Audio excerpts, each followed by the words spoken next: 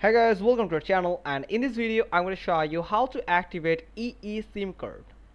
So to activate your eSIM card, you will generally need to visit the EE website and follow the online activation process.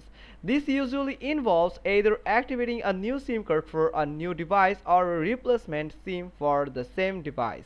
Here's more details breakdown. First, the online activation. Go to the EE website and follow the prompts to activate your SIM.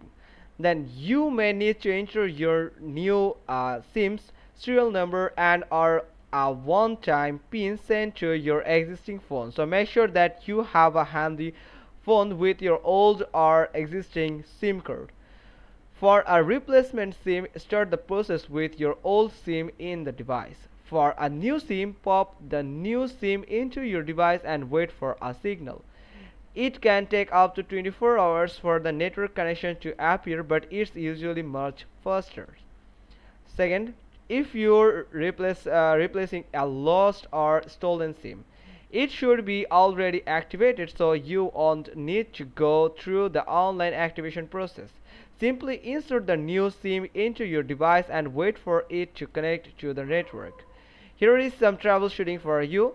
If you're having trouble receiving the PIN, contact EE's mobile care team. You can also try live chat or call their customer service line. Now, fourth is additional tips. If the eSIM is not working, try turning your device off and on again. Then check your network issues or ensuring the SIM is inserted correctly. You can also try cleaning the SIM with a lint-free cloth. If it's entered your PIN correctly too many times, incorrectly actually too many times, so you may need a PUK code. So that's how you can just easily activate your eSIM cards. It's pretty simple. Hope you got this. If so, then give us a thumbs up, leave a comment below, and thanks for watching. Till next time.